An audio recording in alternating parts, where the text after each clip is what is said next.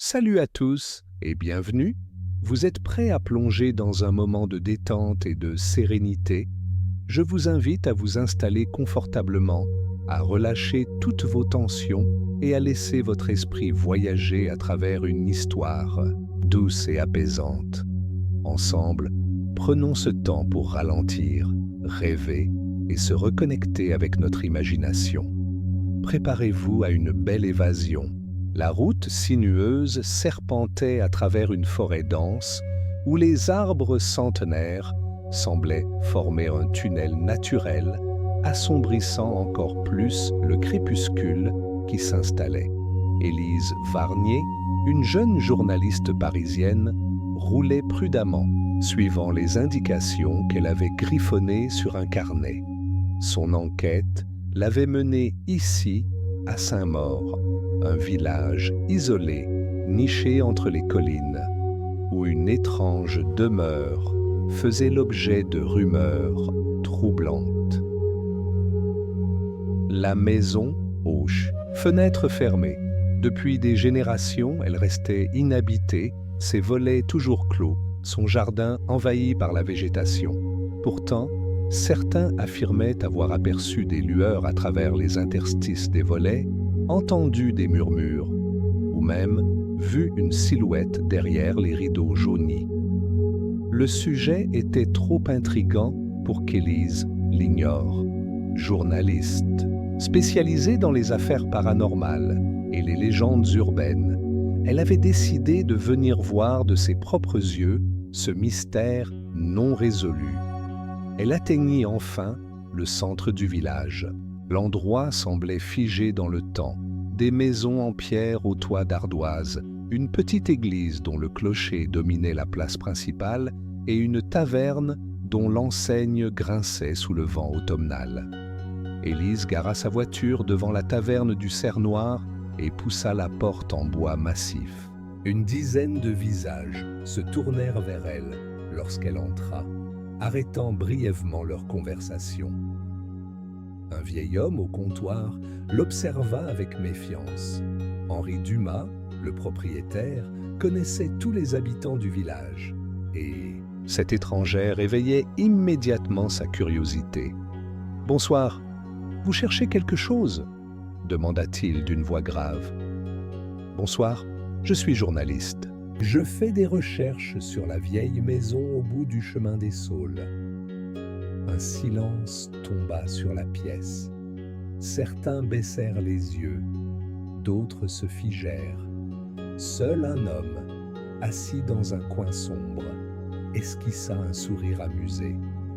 « Vous perdez votre temps, mademoiselle, » dit-il en portant son verre à ses lèvres. Élise s'approcha, déterminée. « Pourquoi dites-vous ça ?» L'homme qui se présenta comme Lucien Morel, un ancien policier à la retraite, haussa les épaules. « Parce que cette maison n'a aucun secret. C'est juste un vieux manoir abandonné, rien de plus. »« Alors pourquoi personne ne veut en parler ?» insista Élise.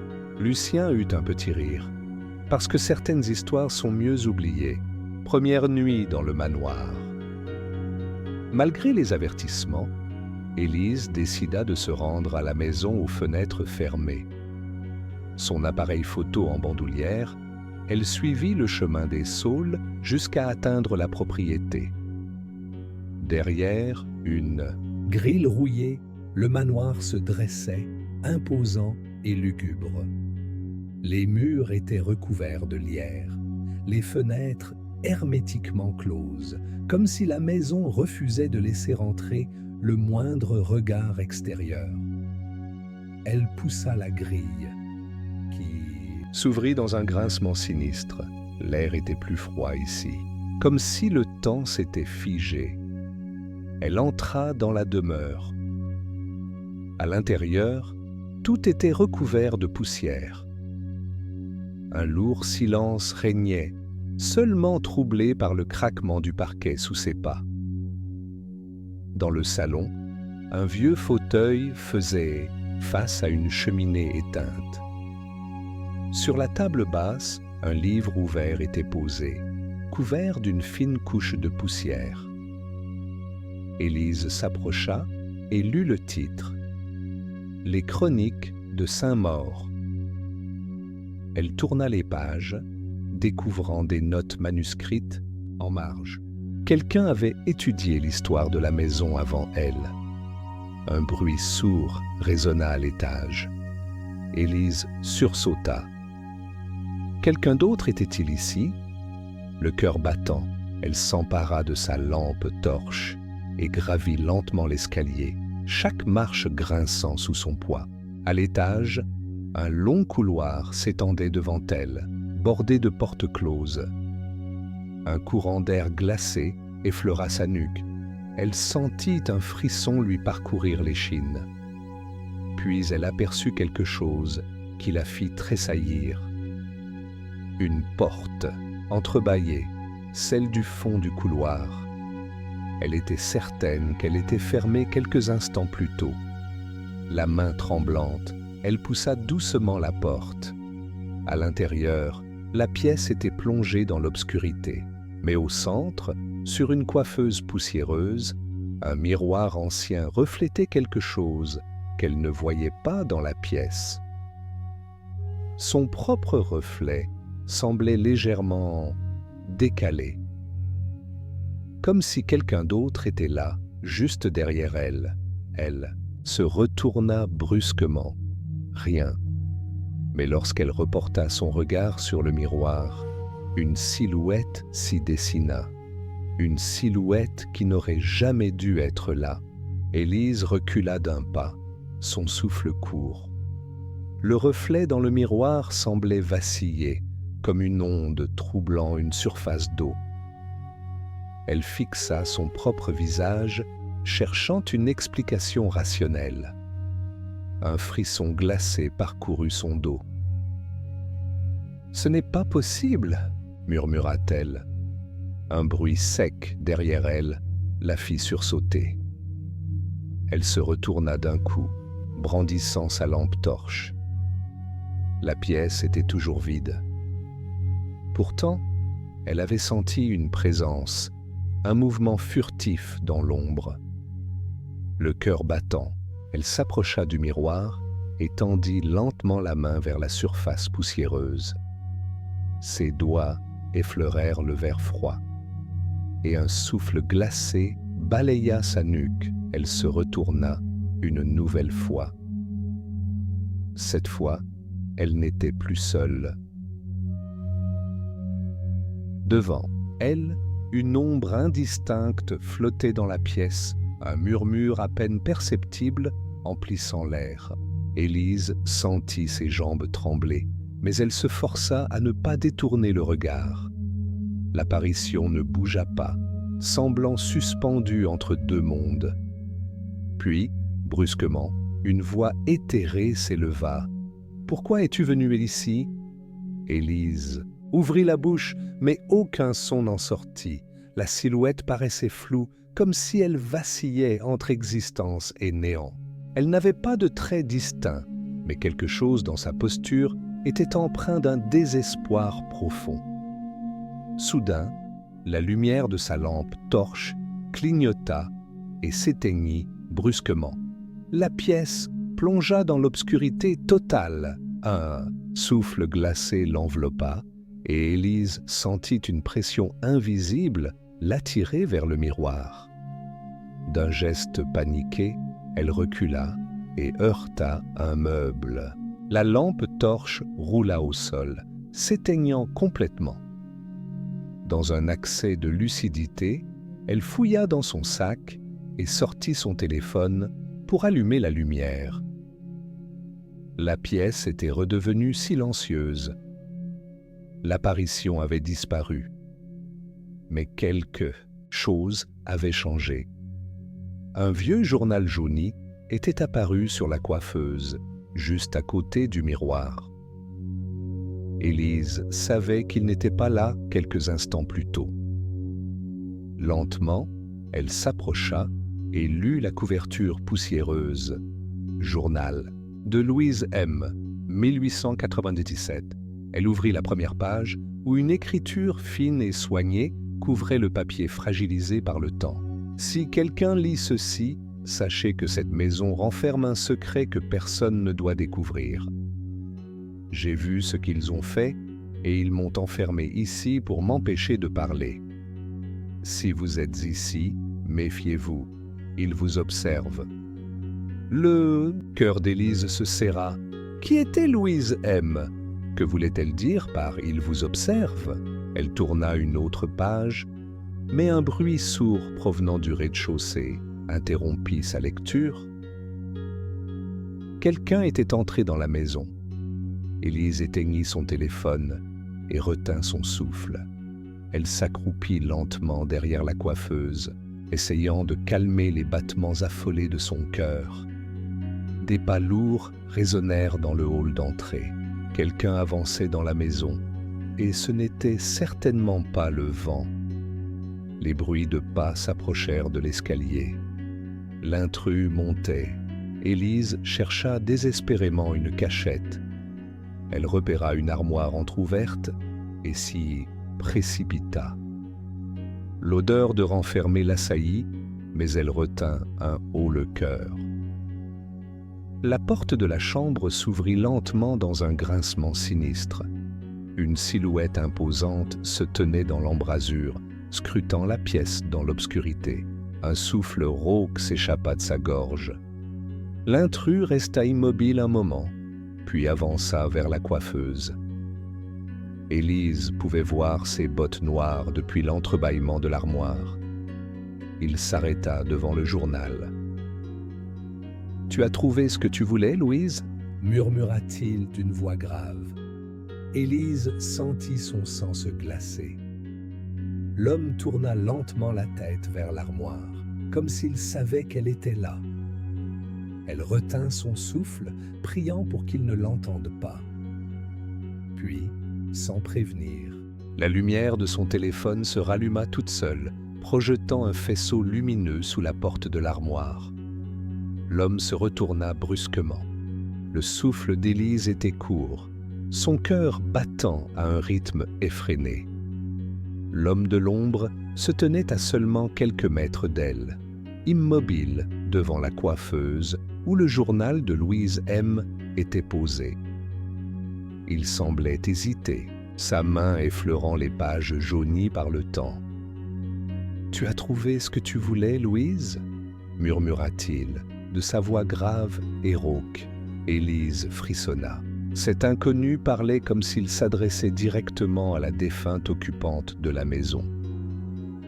Était-il un ancien habitant du manoir?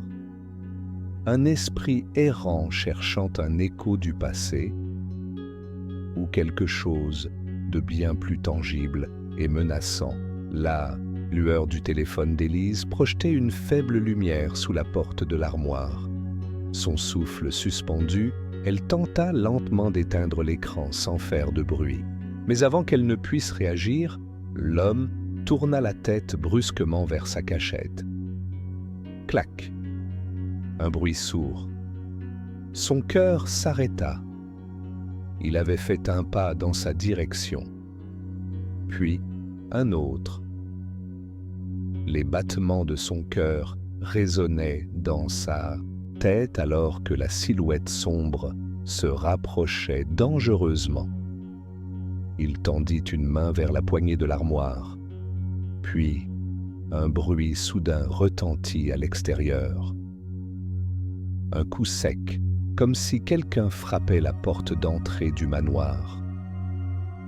L'homme s'arrêta net. Élise, toujours cachée, en profita pour retenir son souffle, espérant qu'il détournerait son attention. Un deuxième coup, plus fort cette fois. La silhouette grogna, puis fit volte-face et quitta la pièce rapidement. Élise attendit quelques instants avant d'oser sortir de sa cachette. Elle ouvrit l'armoire lentement, ses muscles tendus, et se précipita vers la fenêtre. En regardant à l'extérieur, elle aperçut une silhouette vêtue d'un long manteau sombre, figée devant la porte d'entrée. Mais ce qui la troubla le plus, c'était l'étrange lumière bleutée qui semblait émaner de la personne, un frisson parcourut sa colonne vertébrale. L'homme dans la maison ouvrit brusquement la porte et la silhouette extérieure leva lentement la main. Puis, sans prévenir, elle disparut, comme un mirage s'effaçant au lever du jour. Le visiteur nocturne recula d'un pas, son corps tendu d'incompréhension. Il scruta les alentours avant de refermer précipitamment la porte, murmurant des paroles inaudibles. Élise savait qu'elle n'avait pas beaucoup de temps. Profitant de l'agitation, elle attrapa rapidement le journal de Louise M. et l'enfouit dans son sac. Puis, à pas feutrés, elle se dirigea vers l'escalier. Mais à peine eut-elle mis un pied sur la première marche qu'un craquement sonore résonna dans toute la maison. L'homme dans le hall se figea. « Qui est là ?»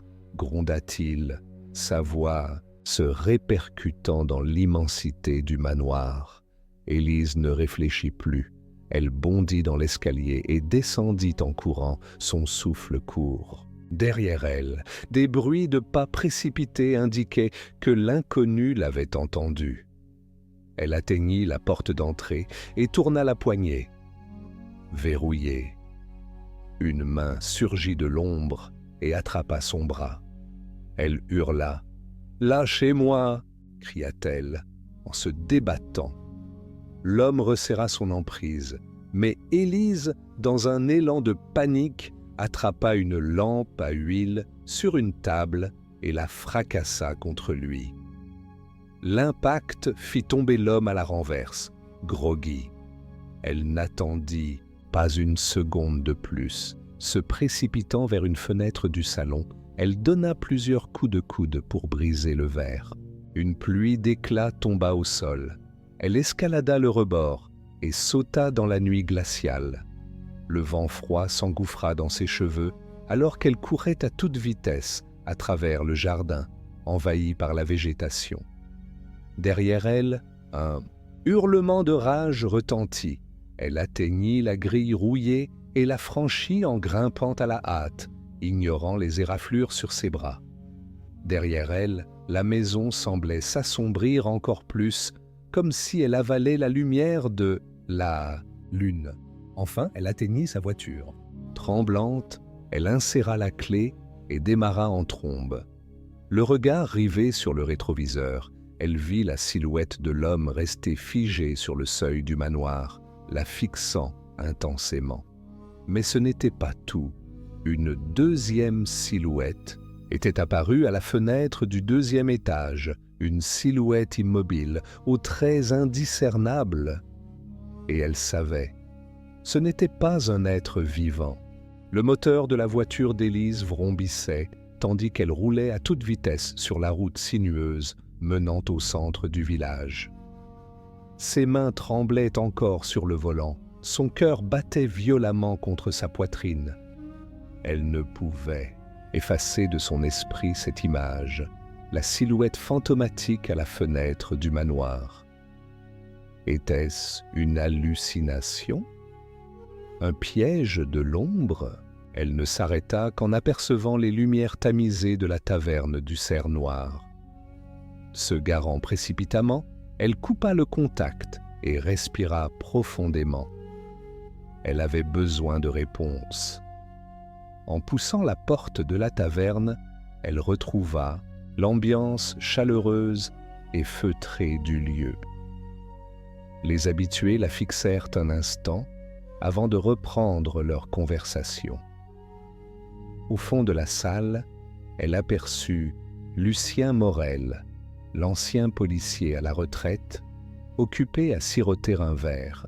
Elle s'approcha rapidement et s'assit en face de lui, posant le journal de Louise M. sur la table. « Vous devez m'aider, Lucien. J'ai trouvé ceci dans le manoir. Et j'ai vu des choses que je ne peux pas expliquer. » Lucien haussa un sourcil en voyant le vieux carnet. Il le prit entre ses mains, caressant sa couverture avec un air grave. « Où l'avez-vous trouvé ? » ?»« Dans une chambre, près d'un miroir ancien. Il était comme laissé là pour être découvert. » Lucien soupira profondément avant d'ouvrir le journal. Les pages étaient couvertes d'une écriture élégante mais fébrile. « Louise Martin, ce nom me dit quelque chose, » murmura-t-il. Il feuilleta les premières pages, puis s'arrêta brusquement sur une date. 1897, bon sang, Lyon. Releva les yeux vers Élise, visiblement troublée. Vous avez réveillé une histoire que ce village a essayé d'oublier. Élise se pencha en avant, avide d'en apprendre plus. Lucien lut à voix haute l'un des passages écrits par Louise. Il pense que je suis folle, que ce que j'ai vu n'est que le fruit de mon imagination. Mais je sais la vérité.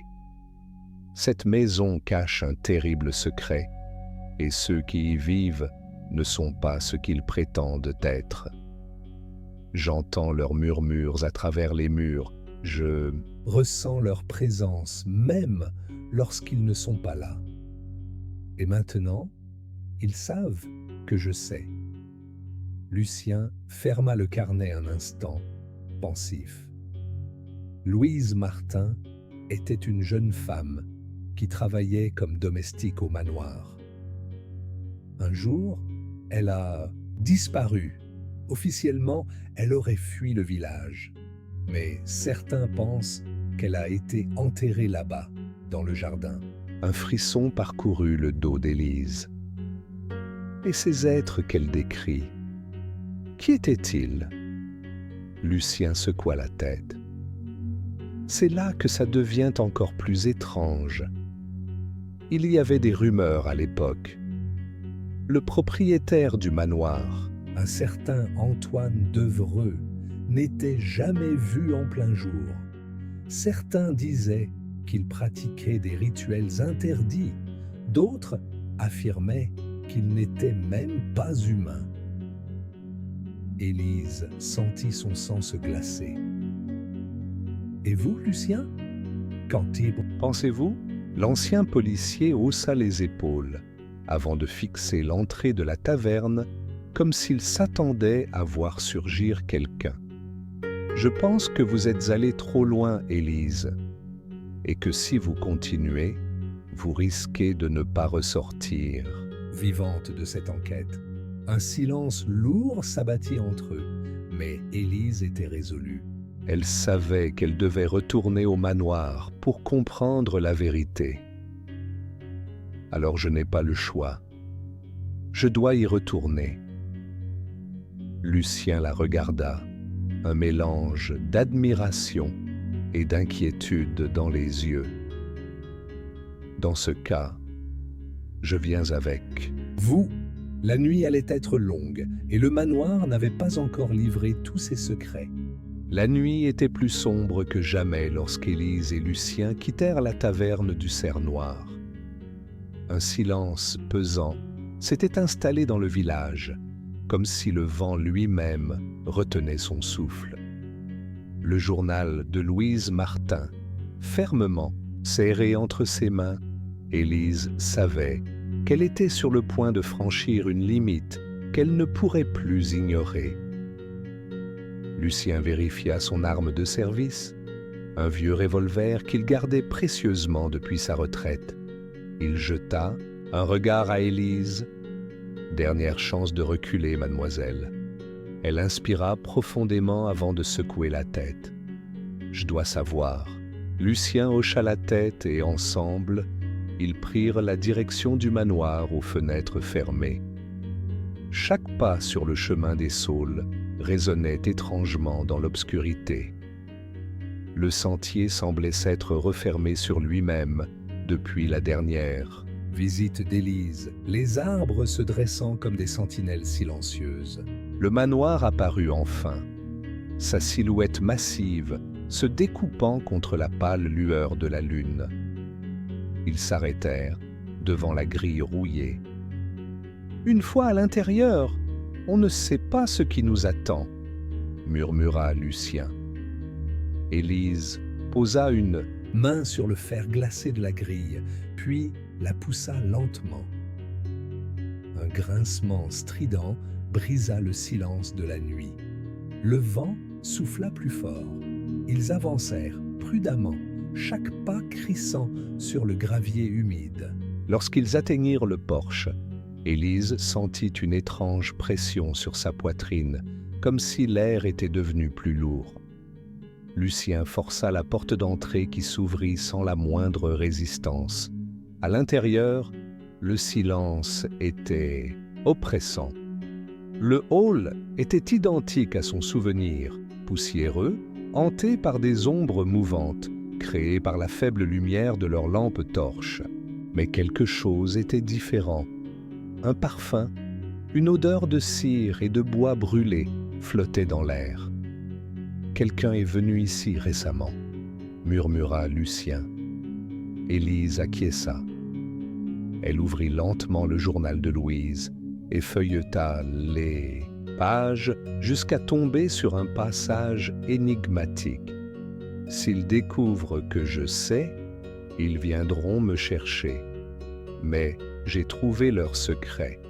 La pièce scellée sous l'escalier renferme la vérité. » Lucien fronça les sourcils.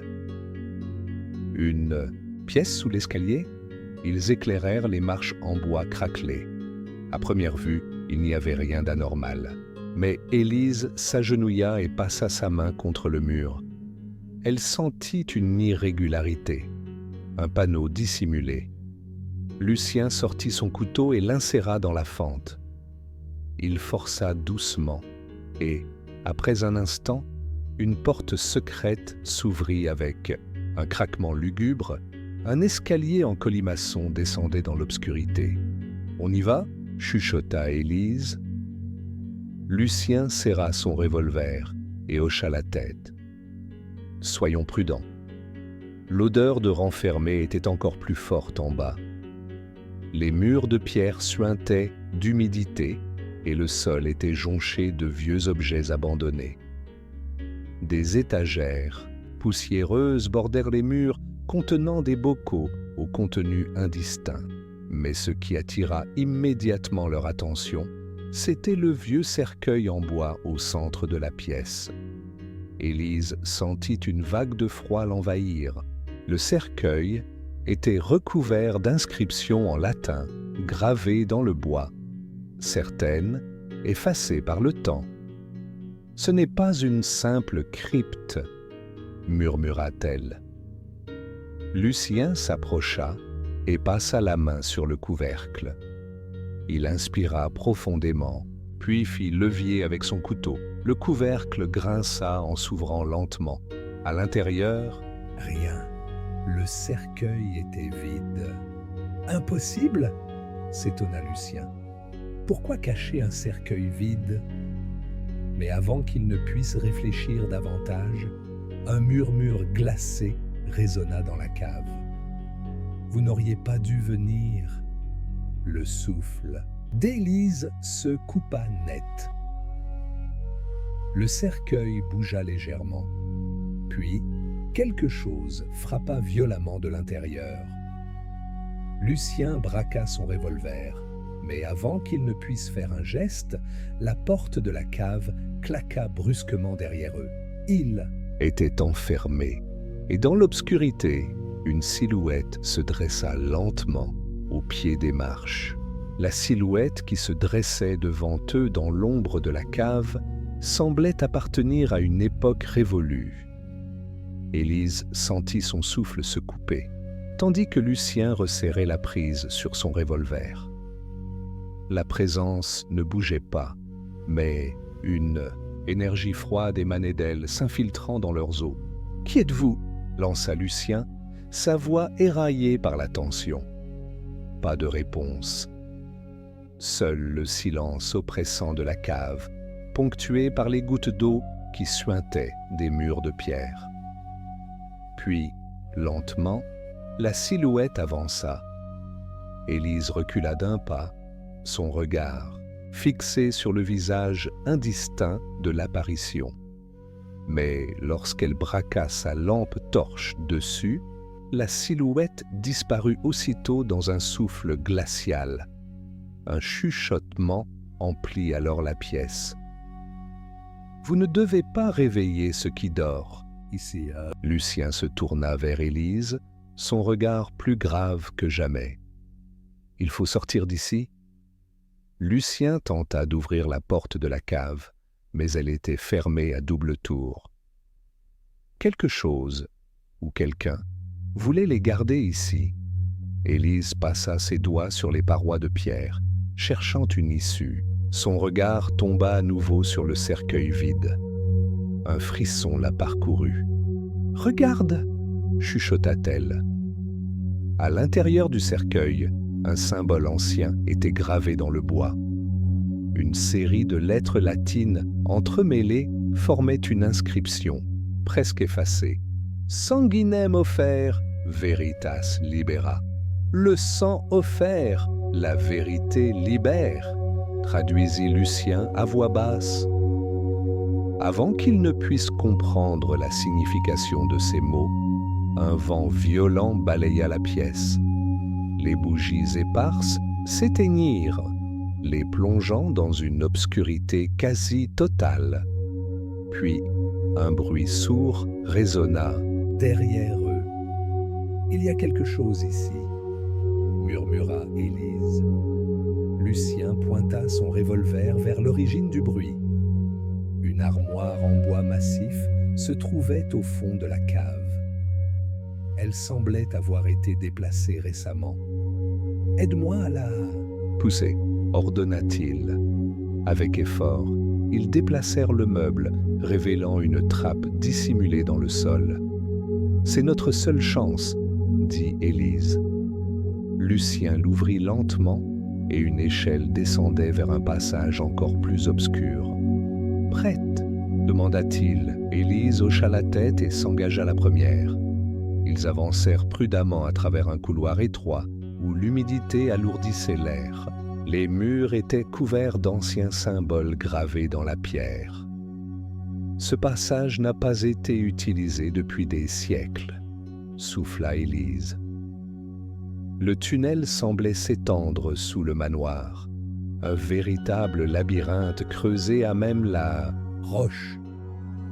Puis, au loin, une lumière vacillante apparut. Ils s'approchèrent et découvrirent une salle souterraine ornée de fresques anciennes. Au centre, une table de pierre couverte de poussière. Sur cette table, un journal reposait, son cuir craquelé par le temps. Élise le ramassa et l'ouvrit. La première page contenait une inscription manuscrite. « Journal de Antoine Devereux. Ce que j'ai fait ne doit jamais être révélé. » Lucien et Élise échangèrent un regard stupéfait. On vient de mettre la main sur la clé du mystère. Mais alors qu'ils tournèrent les pages, un cri inhumain résonna dans le tunnel. Quelque chose savait qu'ils étaient là, et cela venait pour eux. Le cri inhumain résonnait encore dans le tunnel, lorsqu'Élise et Lucien échangèrent un regard paniqué. Un silence angoissant suivit, interrompu uniquement par le souffle saccadé de leur respiration. Lucien referma le journal d'Antoine Devereux et le glissa dans son sac. « On doit sortir d'ici, maintenant », souffla-t-il. Ils se précipitèrent dans le couloir étroit, leurs lampes torches projetant des ombres tremblantes sur les murs couverts de symboles ésotériques. Chaque pas résonnait sinistrement sous la voûte de pierre. Puis, un bruit derrière eux, un raclement, comme si quelque chose rampait dans l'obscurité. Élise jeta un coup d'œil par-dessus son épaule.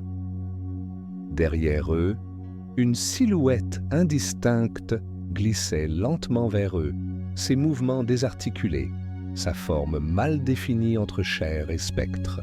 Un murmure s'éleva, empli de douleur et de rage. « Vous ne devriez pas être ici !» Lucien arma son revolver et tira. La balle traversa la forme sans effet. Ça ne sert à rien, cria Élise. Courez!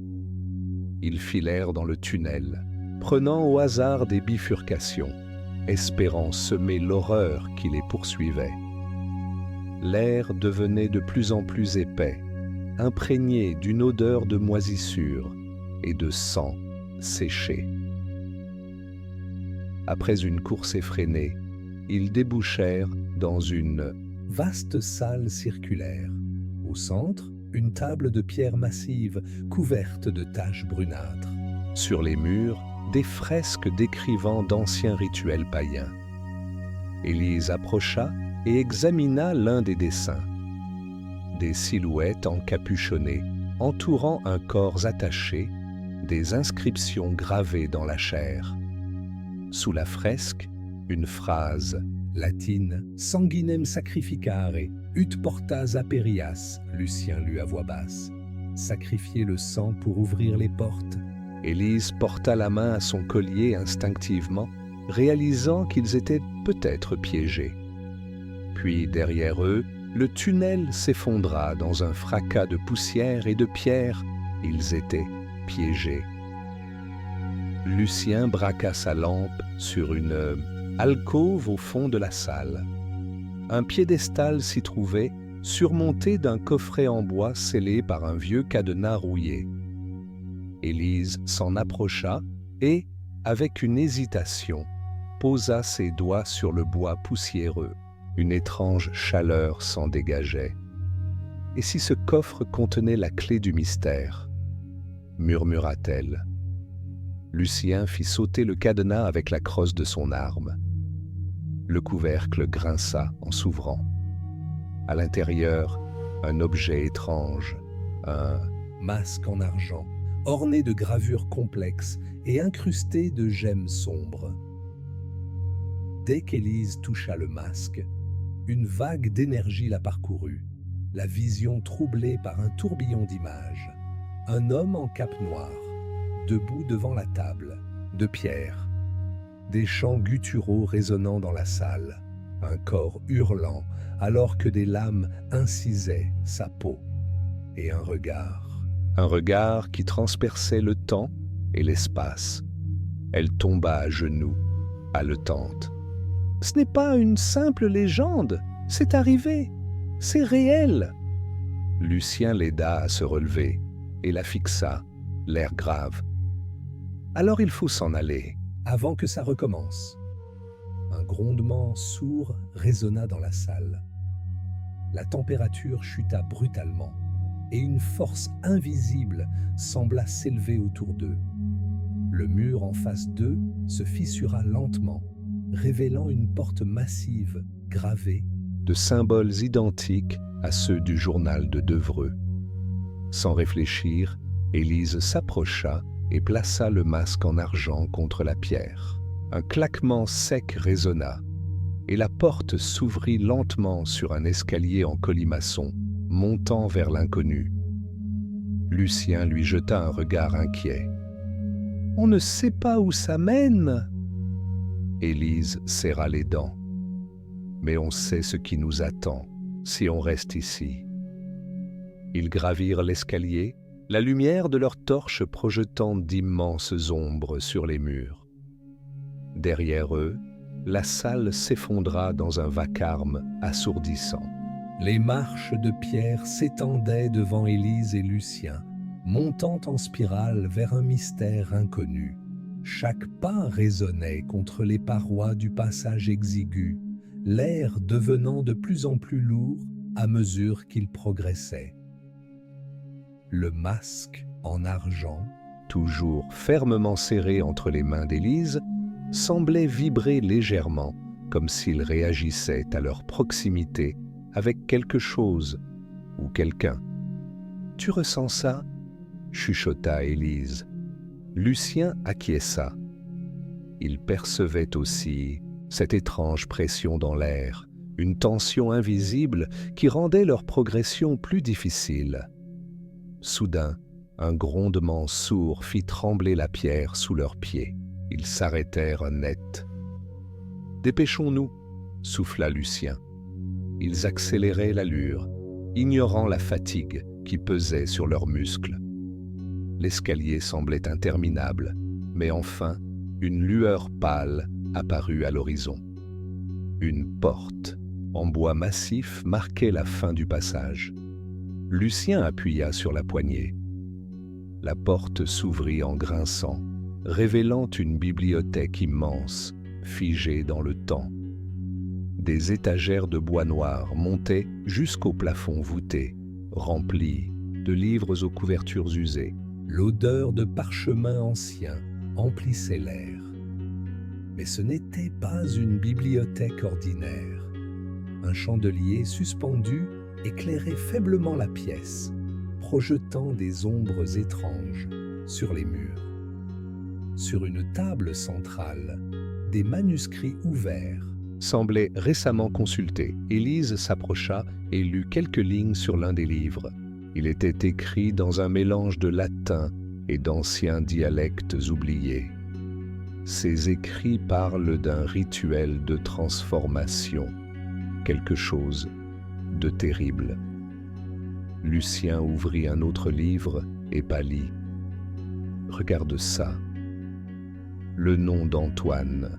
Devreux. » Élise se figea. Le propriétaire du manoir, celui dont le journal leur avait révélé une partie du mystère, était lié à ces ouvrages interdits.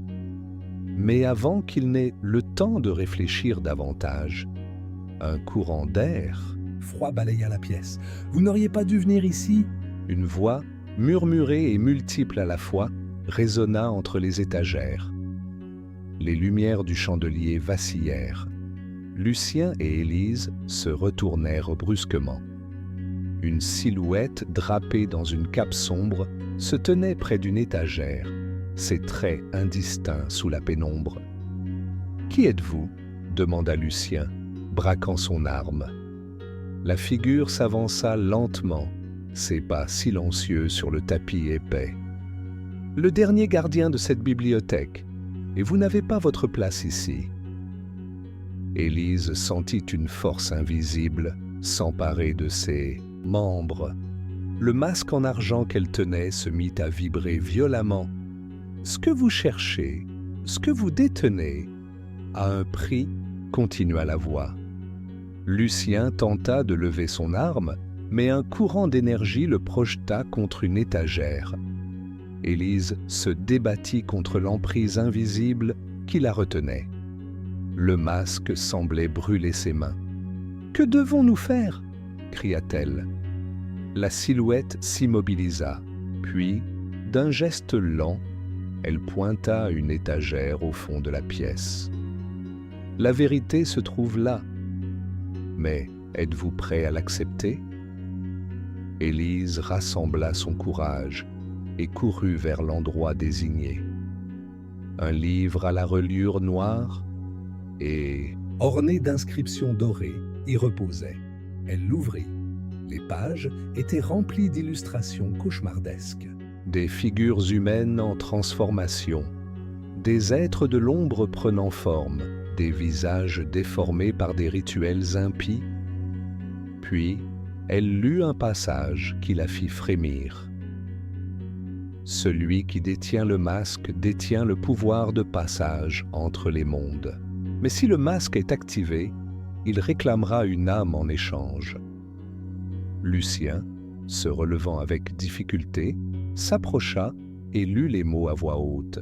« Ça veut dire qu'il y a un prix à payer. » La silhouette sombre hocha lentement la tête. « Vous devez choisir, sceller le masque à jamais, ou l'utiliser et faire face aux conséquences. » Un silence glaçant tomba dans la bibliothèque. Élise sentit la sueur couler dans son dos. Elle tenait entre ses mains un objet qui pouvait détruire ou sauver. Lucien posa une main sur son épaule. « Que décides-tu » Elle inspira profondément. Le choix était entre ses mains. Le silence s'étira dans la bibliothèque interdite. Élise fixait le masque en argent, ses doigts tremblants au-dessus du cuir ancien du livre maudit. Autour d'eux, les ombres semblaient se resserrer, comme si elles attendaient une décision. Lucien, le souffle encore court après son affrontement avec la force invisible, observa la silhouette drapée qui les fixait toujours. « Si nous le scellons, serons-nous libres ?» demanda-t-il d'une voix rauque. L'entité sombre ne répondit pas immédiatement. Puis, dans un murmure qui semblait traverser le temps, elle souffla. « Sceller le masque signifie condamner ce qui y est enfermé. L'utiliser, c'est affronter ce qui sommeille en lui. » Une brume glacée enveloppa soudain la pièce. La bibliothèque entière semblait frémir sous une force invisible. « Alors il faut choisir !» murmura Élise. Lucien attrapa doucement le bras d'Élise. Il pouvait sentir la tension qui irradiait de son corps. « Il y a peut-être un autre moyen. » Il se dirigea vers une étagère où reposaient plusieurs manuscrits poussiéreux. Il en ouvrit un au hasard, parcourant rapidement les pages, avant de tomber sur un passage qui le fit pâlir. « Regarde ça. » Il est écrit que le masque est la clé d'une porte cachée sous la maison. Élise fronça les sourcils. « Une porte cachée ? Tu penses qu'il y a un endroit où ce masque pourrait être utilisé sans conséquence ?» Lucien hocha la tête. « Je pense surtout que c'est notre seule chance. » Ils se retournèrent vers la silhouette drapée. « Où se trouve cette porte ?» demanda Élise d'une voix ferme. L'ombre demeura silencieuse un instant, puis leva lentement un bras et pointa du doigt l'un des murs de la bibliothèque. Un grincement sinistre retentit. Une partie du mur commença à pivoter sur lui-même, dévoilant un passage sombre et étroit. Lucien et Élise échangèrent un regard. Aucun des deux n'avait envie de s'aventurer plus loin dans l'inconnu, mais ils savaient que rester ici était encore plus dangereux. Ils s'enfoncèrent dans le passage, torche à la main. L'air y était plus humide, chargé d'une odeur de pierre et de terre. Ils avancèrent lentement, le sol légèrement incliné vers le bas. Après plusieurs minutes de marche, le couloir s'ouvrit sur une vaste salle circulaire, semblable à un temple oublié. En son centre se dressait une immense porte en pierre, couverte de gravures ésotériques. Sur l'une des gravures, Élise reconnut immédiatement l'image du masque en argent. Elle s'approcha lentement et posa le masque contre la pierre. Un gic. Silence pesant s'installa.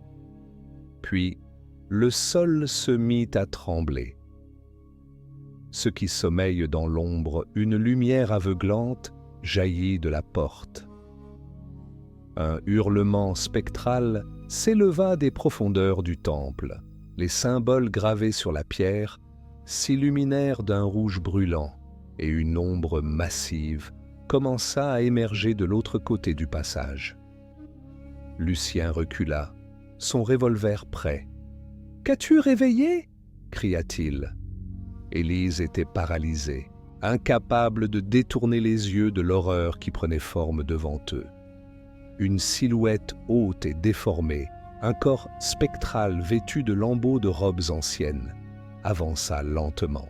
Son visage, à moitié caché dans l'ombre, était déformé par une grimace figée entre douleur et fureur. « Vous avez libéré l'ancienne malédiction » murmura la voix grave de l'être. Lucien tira un coup, la balle traversa l'entité sans effet. L'ombre se tourna vers lui et tendit une main décharnée. Lucien fut projeté contre le mur avec une force surnaturelle. Élise, la respiration haletante, comprit qu'elle devait agir vite. Elle arracha le masque de la pierre et le brandit devant elle. « Retourne d'où tu viens !» cria-t-elle, avec tout le courage dont elle disposait. L'ombre s'arrêta. Une lutte silencieuse semblait se jouer entre le masque et l'être libéré. L'air vibra, les murs tremblèrent et un cri perçant déchira l'espace. La lumière rouge s'intensifia. Élise sentit le masque brûler dans ses mains. Elle savait que pour refermer la porte, elle devait se séparer du masque à jamais, ou l'utiliser pour prendre le contrôle de l'entité. Lucien, reprenant difficilement ses esprits, l'observa. « Élise, ne fais pas ça. » Le temps semblait suspendu. Elle avait entre ses mains le pouvoir de refermer cette brèche ou de défier les lois du monde. Elle prit une inspiration profonde. Le choix était entre ses mains. Le temps semblait suspendu. L'air vibrait autour d'Élise, tandis que la brume noire ondulait comme une entité vivante, prête à la happer. Lucien, toujours au sol, la regardait avec une inquiétude dévorante. L'ombre gigantesque derrière. La porte s'agitait, sa silhouette indistincte grandissant à mesure que le pouvoir du masque, en argent, pulsait dans les mains tremblantes d'Élise. Elle savait qu'il ne lui restait que quelques secondes pour agir. D'un côté, sceller le masque signifiait enfermer à jamais l'entité derrière la porte, mais cela impliquait un sacrifice. De l'autre, utiliser le masque, accepter son pouvoir, risquer de libérer une force qu'elle ne comprendrait jamais totalement. Les symboles gravés sur la pierre autour de la porte commencèrent à briller d'une lueur sinistre.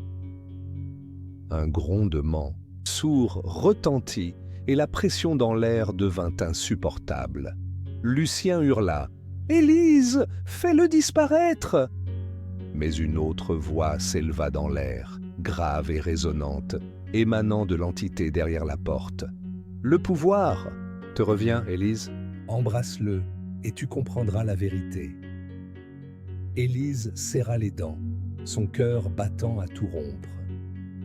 Elle fixa le masque dans ses mains, sentant son énergie vibrer dans ses veines. Le poids du choix lui écrasait la poitrine. Puis, dans un geste brusque, elle leva le masque haut au-dessus de sa tête. Elle prit sa décision. « Que cela se termine ici !» cria-t-elle. Elle jeta le masque avec toute la force dont elle était capable vers la porte. L'instant où il toucha la pierre, une explosion de lumière dorée inonda la salle, forçant Lucien à détourner le regard.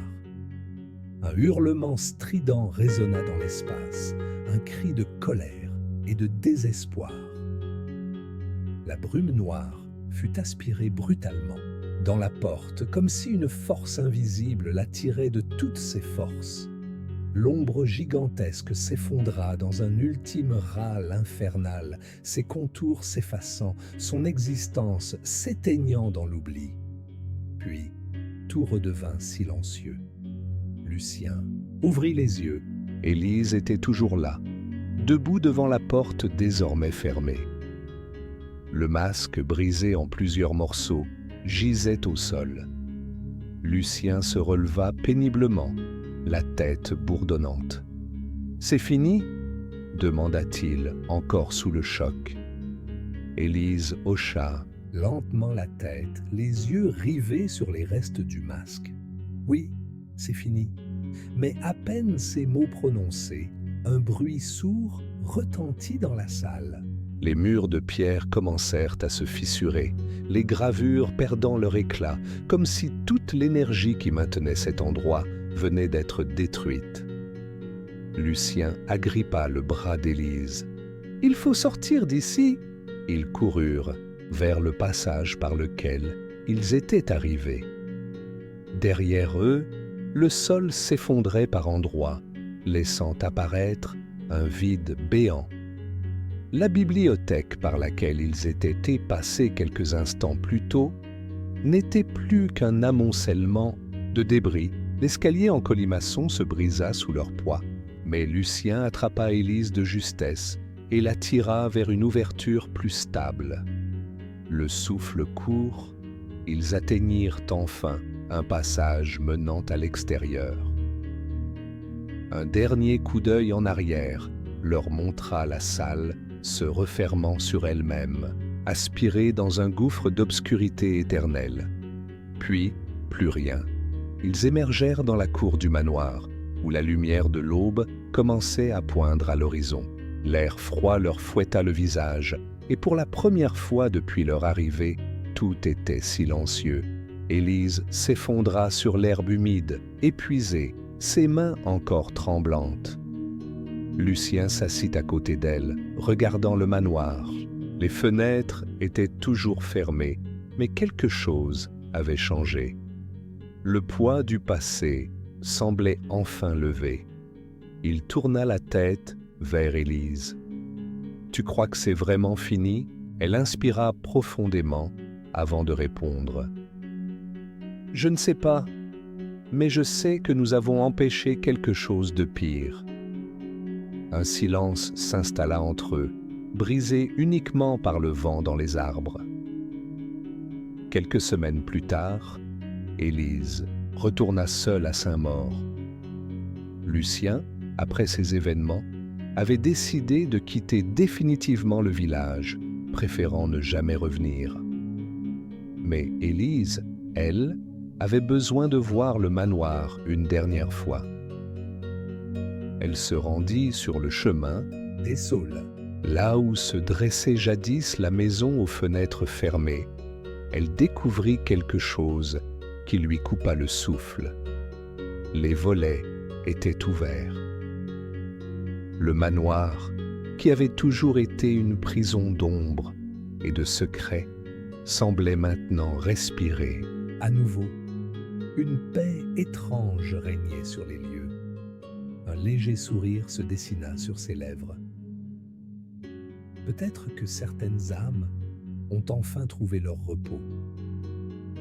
Elle se détourna du manoir et s'éloigna, laissant derrière elle une histoire que personne ne croirait jamais vraiment, mais elle savait.